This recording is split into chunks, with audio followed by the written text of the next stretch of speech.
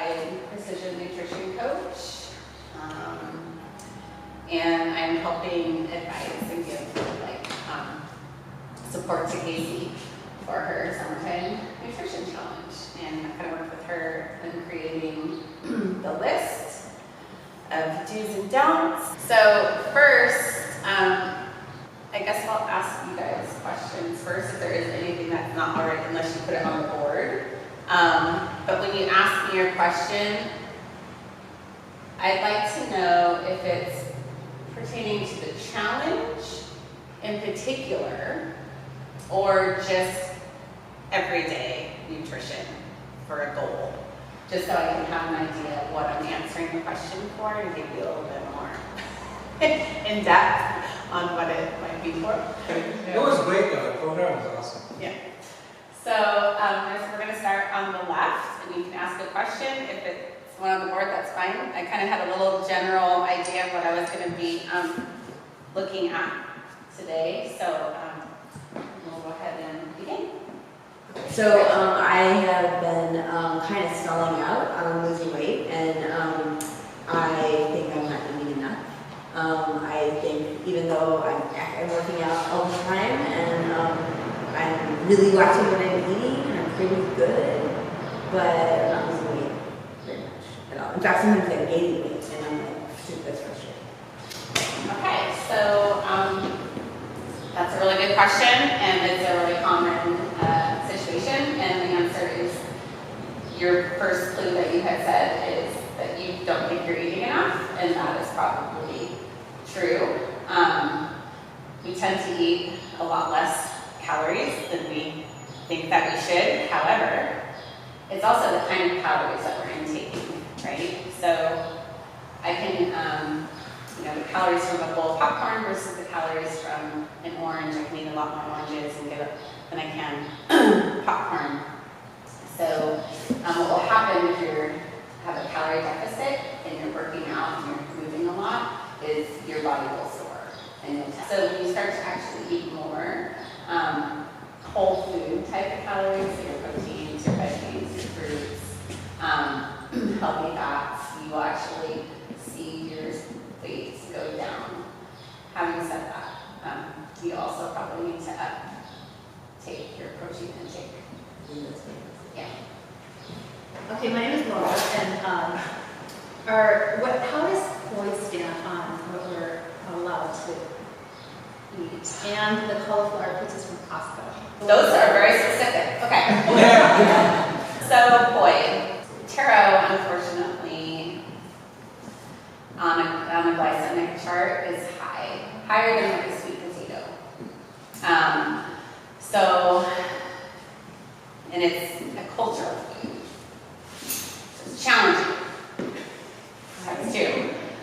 So generally, poi, aka taro, is eliminated off of something like this.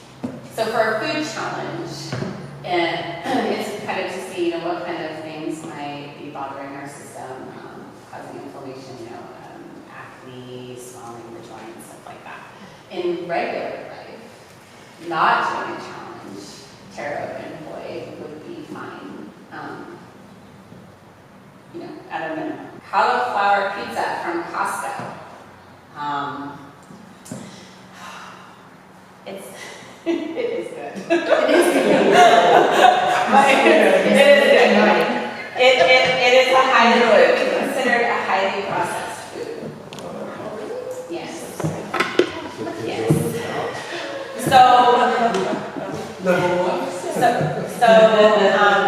It is considered a highly processed food.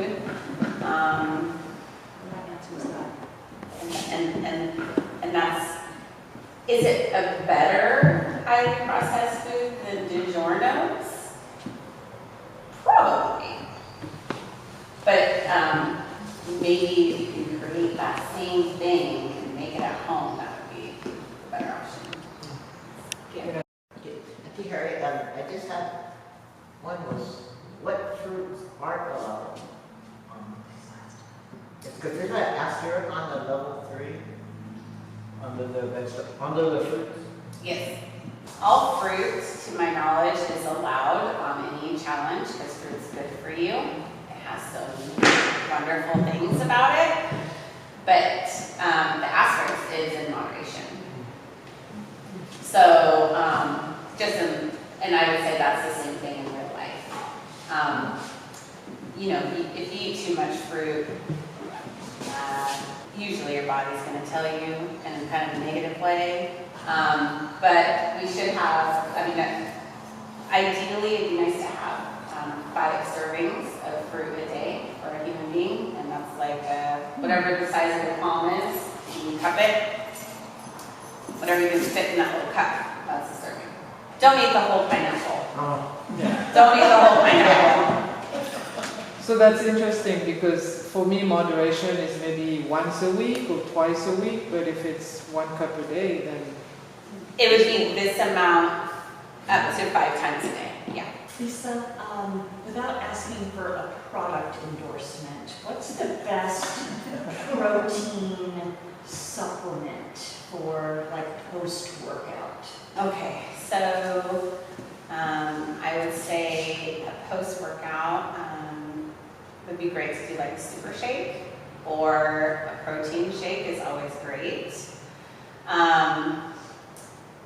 If we're going to talk about a supplement sort, we have whey protein, collagen protein, egg white protein, pea protein, rice protein, actual beef collagen protein, because there's a few different kinds of collagen. I don't know that there's any particular one that's better. I think it really depends on your body, as far as if you're just going to go with like whey, stuff like that. What you do want to look for in your protein is how much is on there. They put a lot of stuff in protein powders that there's no reason for it to be in there. My protein has 1 ingredient, just 1. I have another protein that has, my husband loves chocolate, so he has a chocolate protein, and it has 3 ingredients, and you can actually pronounce the name. During the challenge, think about upping your variety. There's zucchini's great. Zucchini's nice. It's a great substitute for pasta when you're having spaghetti. Have your bell peppers and your little mini peppers. You can, snack on those things. Green beans, sweet potato, yams. Trying to think, get your tomatoes on. Make your plate as beautiful and colorful as possible. Don't just, if you eat only broccoli for one challenge, you're probably not going to want it ever again after it's over until the next one. So try to have a lot of variety, because every fruit and vegetable brings its own nutrient. So I'm going to answer some of the questions that are up here. So Casey had a question: how many grams of protein is recommended per day for a general population athlete? 1 hour of high intensity WOD, 5 days a week. That is a great question. And I might use an athlete here as an example. So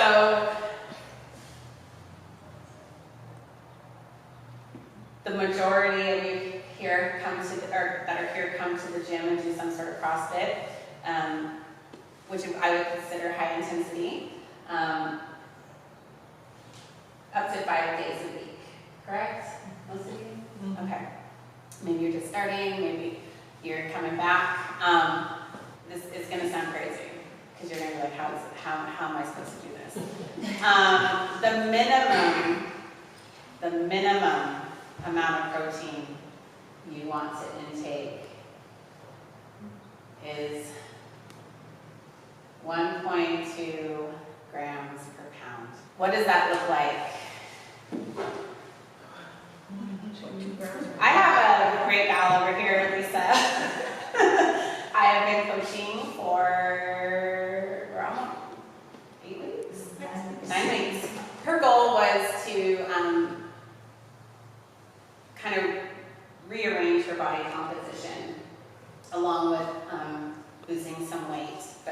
wanted to get stronger and also drop some weight. What we found out was that Lisa was not eating nearly enough of the calories that she was supposed to be intaking in a day. She was extremely calorie deficient. And was able to find that out by having, when I meet with a client, I have them food journal. And you food journal for 3 days. I want everything that comes in your mouth, or goes in your mouth. And so I get to see how much protein she was eating, how many carbohydrates, all the good stuff. And she was, I think we were like, what, 55, maybe 55 grams of protein a day. So for her activity, she was malnourished for her protein intake. So by calculating her goals, Lisa should intake 140 grams of protein a day. Wow, that is a lot of protein. How does somebody do that? Well, and how does somebody from 55 grams of protein all of a sudden go to eating 140? They don't. Like, it's impossible for me, it would be impossible for her, and she can tell you, it's baby steps.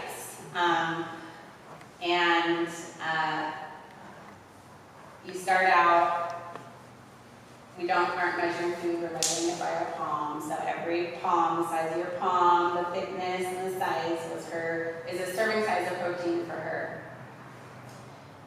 In theory, Lisa needs to eat 8 of those a day. Okay, just like think about for a second. That's a lot of time. We're eating like 3 meals a day, and she has a job, and she has all this stuff. How does a person do that? She started small. She had little goals, and I think we made it to 90. That was like, yes. So what happened with Lisa when she did that is the weight started coming off, and her strength shot up, and her. Can you tell them some great things? Like you made My PRs? I lost, like, in my 8 weeks, I've lost 9 or 10 inches. I've lost, not a lot of weight-wise, like 7 pounds, I think. And I had 7 PRs last month, strength-wise. And she gets to fit into clothes that she hadn't been able to fit into. That's true. For a while. Good job, Lisa. So that's what protein can do, and also what protein does. So that's the answer, Casey's, or anybody who's looking to lose weight. So talking about other ladies here, Makana and everybody, do we eat 3 meals a day, or do we eat 5 small meals every 2 hours? Because there's 2 theories going around, and what's your recommendation? So there's this thing that happens once we get older, and we lose, like we're born, and we know when we're hungry, we cry about it, and we know when we're full, we stop.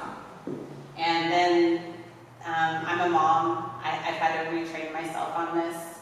We teach our children. We've all heard it. We've all heard it as growing up. I know I did. Clean your plate. It's on your plate. You eat. It's on your plate. I'm full. Nope, you can do it. Over time, we have lost all of our fullness cues. Like we don't know when we're hungry, and we don't know when we're full, and we just go through life being super hungry and super full. My quick answer is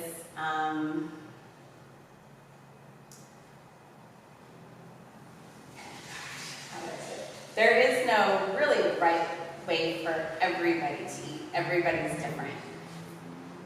I would say think about how you feel in the day.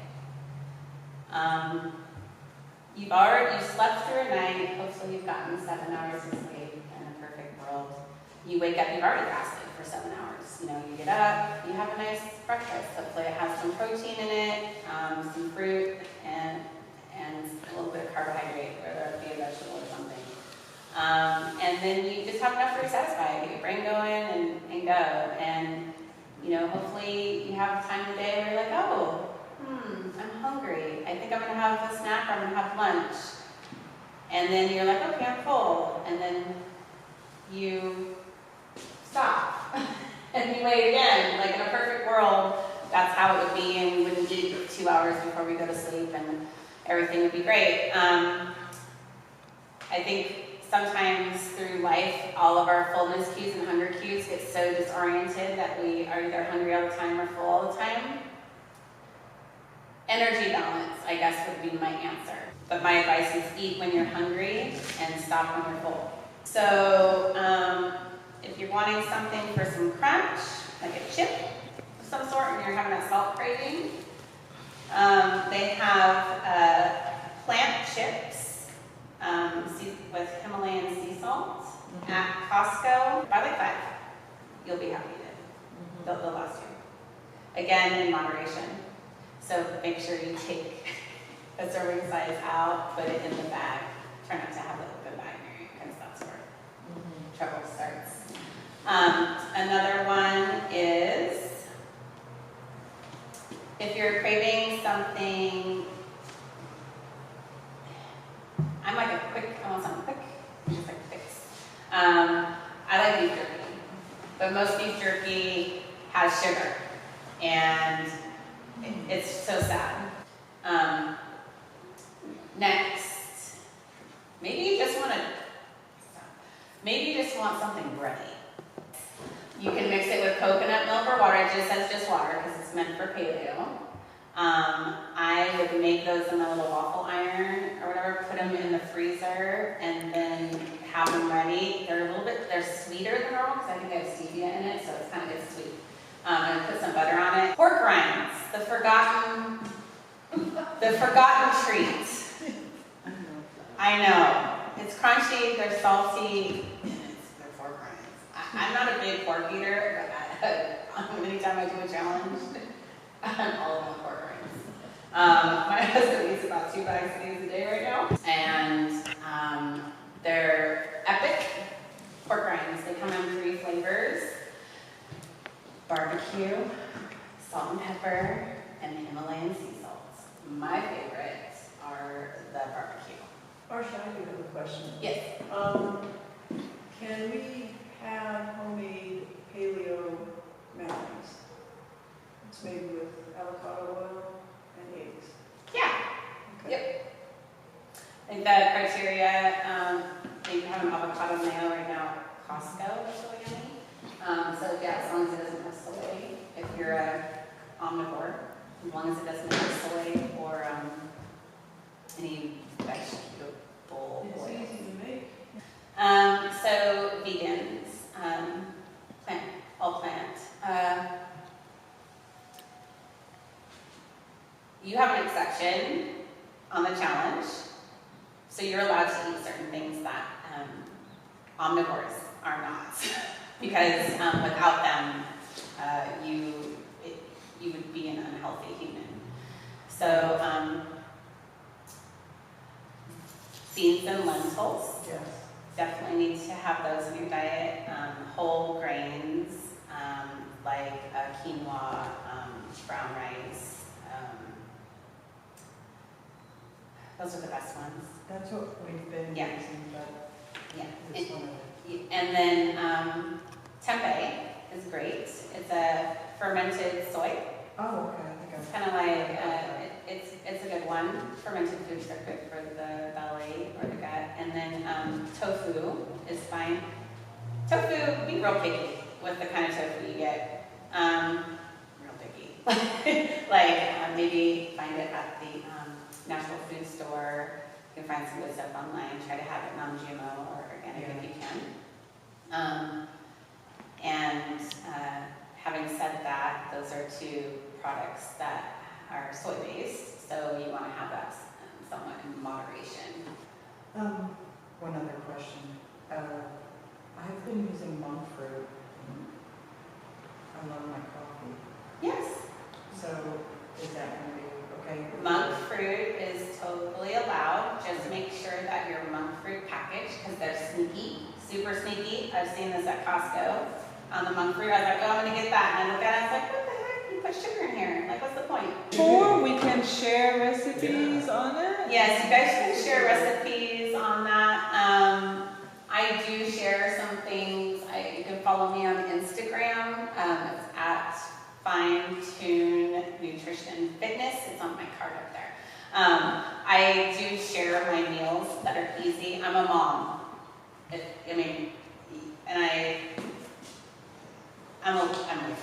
I'm a lazy cook. I want it to be fast, easy, taste good, and like fridge to table. So most of my meals are pretty much what you see is what you get. I do like seasoning too, so they're easy, half an hour or less. A great way to find healthy, you can search paleo, all kinds of stuff, recipes, is Pinterest. That's how I started out. My very first nutrition challenge was Pinterest. And that's where I became a scroller. Just scrolling through, typing in like paleo. I would type in, search for paleo meals,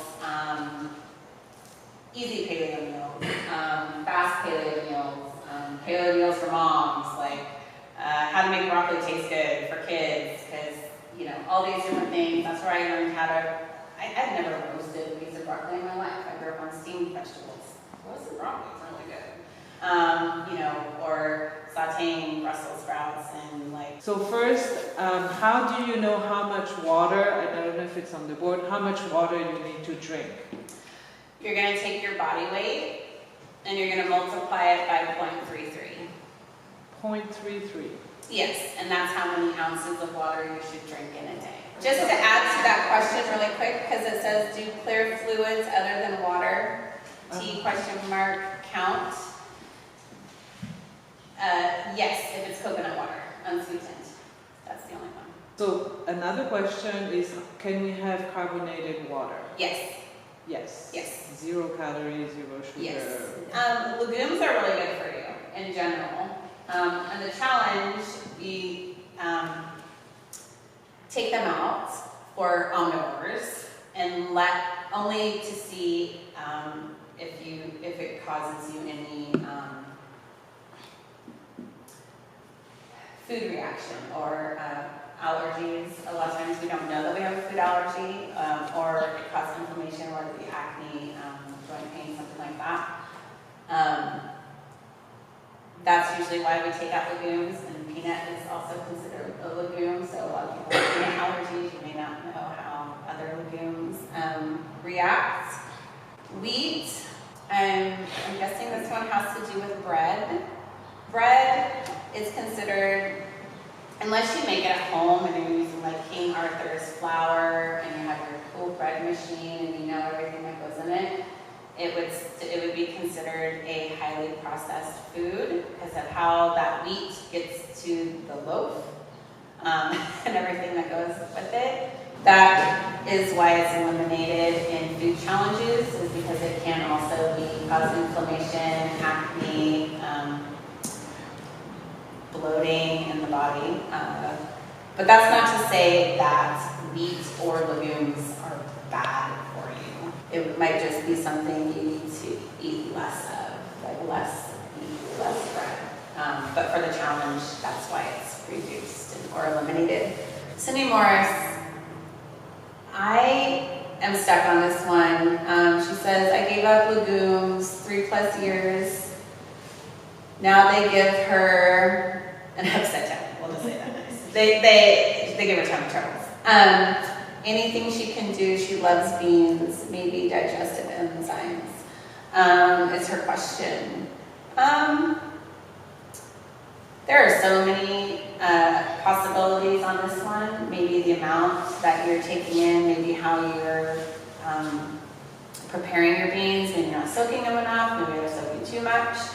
But my recommendation would be to talk to a health professional on that one, because I am not, there's all different kinds of theories and hypotheses I could come up with, but I don't know. I don't know. Keto ice cream, okay. Keto ice cream for the challenge is a no. Keto ice cream for the challenge is a no. It still has milk. Yeah. Okay, so that's something that can cause food reactions. So we're eliminating milk, and it has sugar alcohol in it. Sugar alcohols. I have looked at. I took the time to look at all kinds of keto ice cream ingredients today while I was online researching this one, and I couldn't find one that didn't have some sort of sugar alcohol in it, which is really sad, because on the back of the container or on the ingredients list it says 0 sugar. But then underneath it says sugar alcohols. Sugar. Keto ice cream after the challenge, absolutely in moderation. It's a better choice than Haagen Dazs. Why no whey protein for level 3? Laura asked me about good proteins. Whey is a great protein, however, not during a challenge because it is a dairy. It's a milk-based protein. Try to find a different one for your challenge.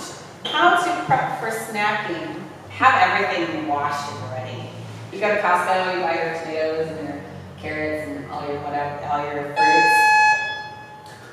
Just have them washed in the container and ready. That way when you're like ready to snack, because that's the thing, like we want fast and easy, right?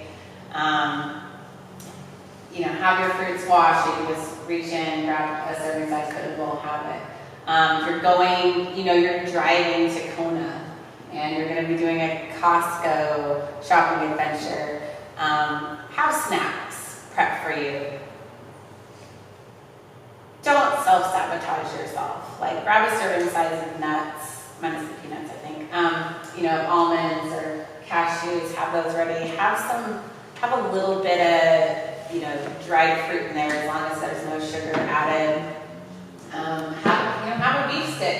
Have like all your things, pack your bag, and have it. That way you don't sabotage yourself. If you're living with other people that are not doing the challenge, that you have your little goodie thing all stocked up for yourself, have your kitchen ready on day 1, ready to go. Let your family know, this is my stuff. This is your stuff. How to eat level 3 when traveling or eating out. When you're eating out, my husband did a level 3 in the challenge, and ask your waiter.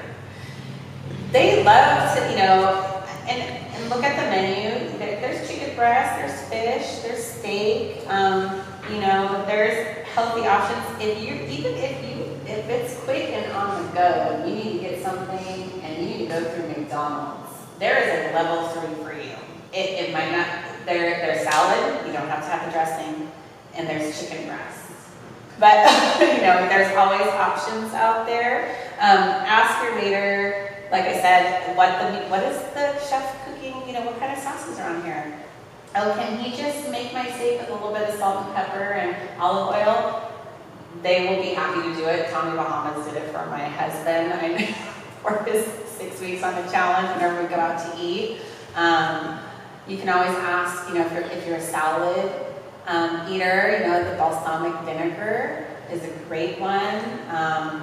Ask for, no on the croutons.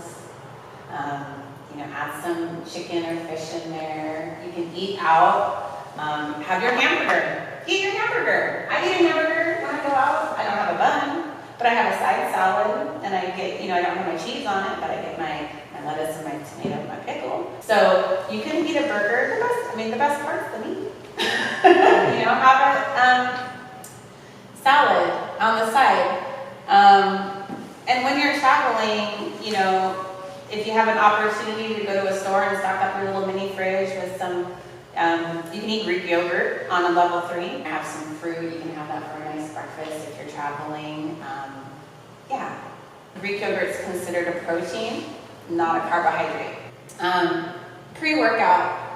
I don't know if this is like a pre-workout drink or a pre-workout shake or pre-workout meal. Pre-workout meal, let's just say it is. A pre-workout meal would be similar to a regular meal. An hour, no less than an hour before your workout, preferably an hour and a half. And you would want to have some carbohydrates in there. Carbohydrates meaning fruit. If you're on the challenge, you're having fruit for your carbohydrate, or could be sweet potato. Sweet potato is a slow digesting food, so make sure you have that one like at least 90 minutes before your workout, so you're not heavy. Just make sure your pre-workout doesn't have any sugar or any of those sneaky ones, like anything that ends in lows. My recommendation is pick a level that you're ready, willing, and able to do. If level 1 is the level for you right now, that's okay. Like we all start out, you know, don't try to be like, oh my gosh, I'm gonna make the most ultimate challenge of my life and I've never done anything like this before, I'm going to level 3. Like, don't do it. Don't do it. As hopeful and optimistic as I would be for you, the goal is for you to succeed and be successful and have fun.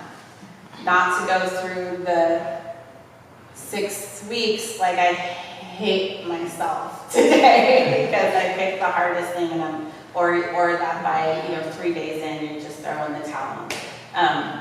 So pick one that's right for you. And then the next time the challenge comes, you can up the ante and maybe do level 2, or just see how you are there. Just participating and trying something new and having some sort of change you're going to feel good about it. How many eggs can you eat a day? This is a great question. We've dove into this. I dove into this with Lisa. There is really no restriction on eggs. My only concern would be how many full eggs are you eating, and that's the yellow part. Like egg whites, they're great. That's where all the protein is in the egg white. So, I think Lisa and I, because she liked the hard-boiled eggs, I was like, just take the yolk out and just eat the whites. That's an option. She can have 2 with yolk and then 4 without. So you guys have fun on the challenge. This is like a time for you to just go out there and explore food.